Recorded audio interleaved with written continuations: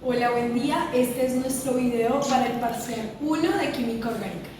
El grupo está conformado por Cristian Díaz y Laura Castaño. En este video vamos a hablar sobre isomería, fuerzas intermoleculares y la relación de estas con las propiedades físicas de los compuestos orgánicos.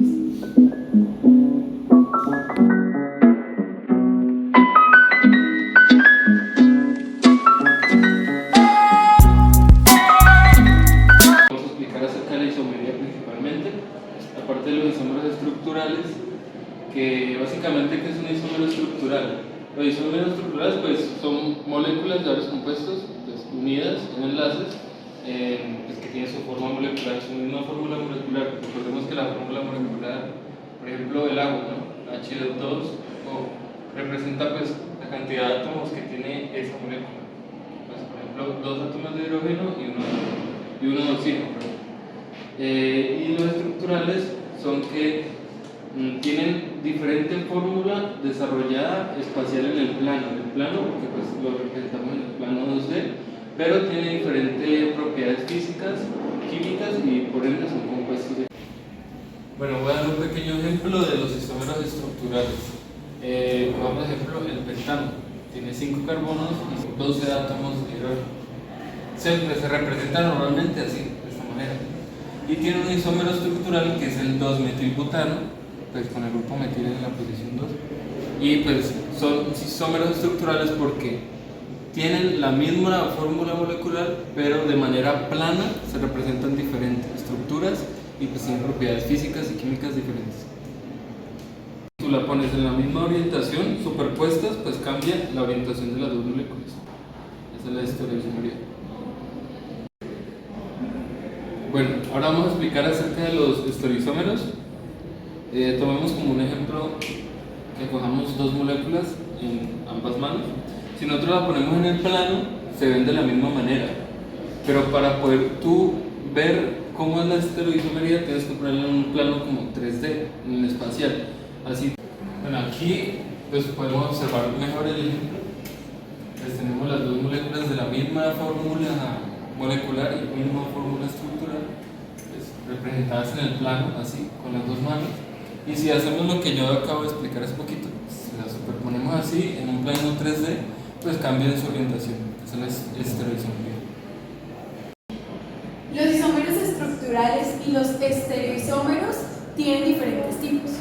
Entonces, para definir cada uno voy a dar un ejemplo. Los isómeros de cadena, como por ejemplo, una molécula que tenga 4 carbonos, podemos escribirla como el butano. Entonces, 1, 2, 3, 4. Pero si yo modifico esta cadena, puedo sacar una molécula diferente con la misma fórmula molecular. Por ejemplo, el metilpropano. Entonces aquí lo que cambia es la cadena que estamos tomando. Bueno, los isómeros estructurales de posición los podemos ejemplificar de esta manera. Entonces tenemos 1, 2, 3, 4, 5, un penteno con el doble enlace en el carbono 1 y 2. Entonces, este grupo funcional, si lo cambiamos de posición, ya nos va a hacer una nueva estructura, una nueva molécula diferente. Entonces, este es penteno y este va a ser 2-penteno.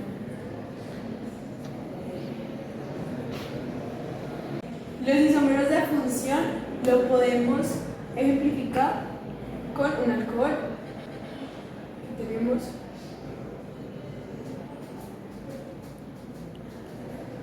un alcohol, pero si ponemos este oxígeno en una posición diferente, de manera de que esto ya no sea un alcohol, sino que sea otro tipo de función química, pues ya vendría siendo una molécula completamente diferente. Entonces, por ejemplo, si este oxígeno que lo tenemos acá en el extremo, lo ponemos acá entre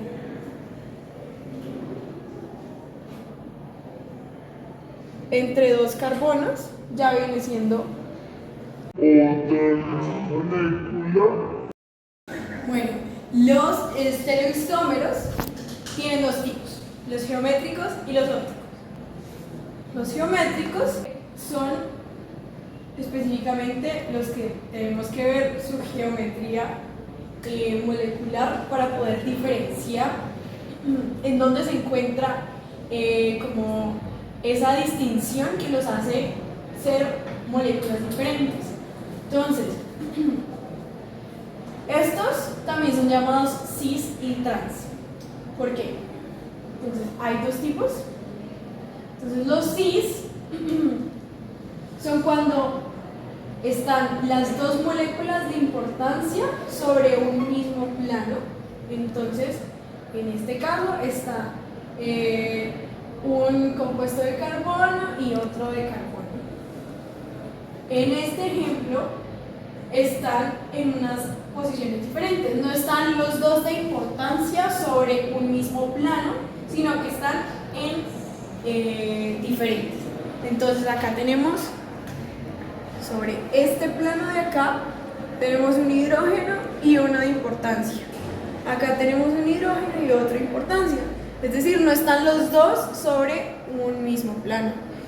En este ejemplo también podemos ver esto con el CID, en este caso el metil, están sobre este plano, o sea, como sobre hacia arriba, pero en este, el trans, uno está hacia arriba, el otro está hacia abajo. El segundo tipo de estereoisómeros son los ópticos o los enantiómeros. Entonces, volvemos al ejemplo de las manos. Este es específico de que son dos moléculas con los mismos átomos, pero que se puede primero observar como en un espejo, y segundo, que no son superponibles. Volvemos al ejemplo de las manos.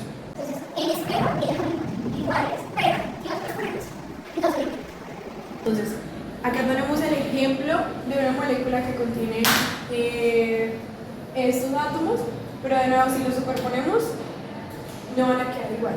Entonces, acá tenemos, por ejemplo, el grupo hidroxilo está hacia el lado izquierdo. En este, el grupo hidroxilo está hacia el lado derecho, y esto genera una diferencia bastante significativa en estos isómeros, porque nos va a determinar características y propiedades diferentes. Bueno, ahora vamos con las fuerzas intermoleculares, que se dividen en las fuerzas de Van der Waals y los fuerzas de hidrógeno. Las fuerzas de Van der Waals pues tienen otros aspectos también que dependen. Básicamente, las fuerzas intermoleculares son las fuerzas que presentan los enlaces para mantener unidos los átomos de dicho elemento. Bueno, las fuerzas de Van der Waals tenemos el dipolo-dipolo, dipolo-dipolo inducido, dipolo instantáneo y dipolo inducido.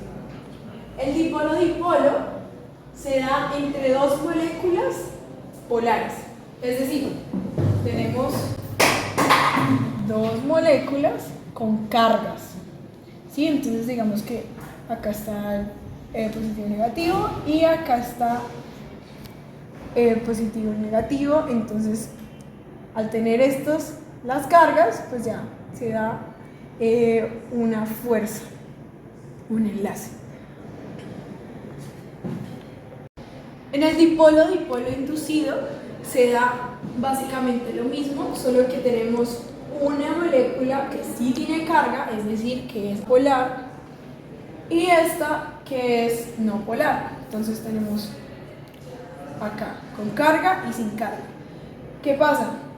Que por la interacción de los electrones que están acá en constante movimiento, la carga de esto ayuda a crear un dipolo para que se haga un enlace de tal manera de que, digamos, si acá está la carga negativa, este va a generar como su polaridad para que se pueda unir a este, aunque este no sea polar. Listo, ahora vamos con, voy a explicar acerca del dipolo instantáneo, dipolo inducido. Gracias a Fritz London, explica que, o sea, el movimiento de los electrones en un átomo puede crear por un instante, en un átomo o una molécula, puede crear por un instante un momento dipolar, ¿no? Por eso se llama dipolo inducido o dipolo instantáneo, que puede producir una suficiente atracción de otras moléculas. Listo, como dije anteriormente, pues los átomos o las moléculas pueden que haya un instante en que el movimiento de los electrones coincida con la diferente carga de otras moléculas, entonces pues puede que se unan, uniendo pues cargas diferentes, como aquí en este caso, carga negativa y carga positiva, carga positiva y carga negativa. Y aquí también. Eso es dipolo inducido. Bueno, ahora vamos a explicar acerca de los puentes de hidrógeno, pues que se basa básicamente en los enlaces con el hidrógeno, con su carga pues electronegativa, con otros átomos que sean polares, por ejemplo el flúor, el nitrógeno y el oxígeno. Pero pues son polares y el hidrógeno pues con su carga, pues con sus diferentes cargas puede unirse a estas moléculas que son polares. Listo, aquí tenemos un ejemplo acerca del puente de hidrógeno. Aquí está la molécula de hidrógeno, el átomo de hidrógeno con su carga positiva, y pues aquí están las diferentes moléculas polares, como dije antes, pues ahorita en este caso están las de oxígeno, y pues el hidrógeno como puente ayuda a unir por medio de él pues las dos moléculas de oxígeno y oxígeno que tienen cargas negativas.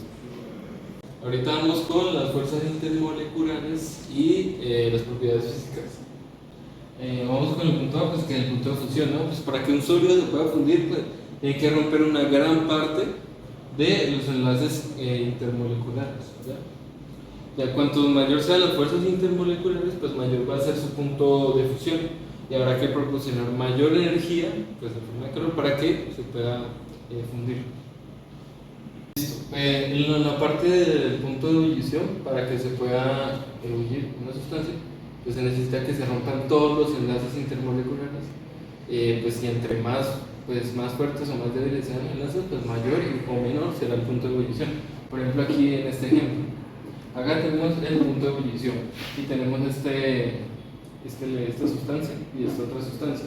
Por ejemplo, esta tiene puentes de hidrógeno, que los puentes de hidrógeno son más fuertes, y es más, porque está en la esquina, pues tiene más capacidad de unirse con otros elementos.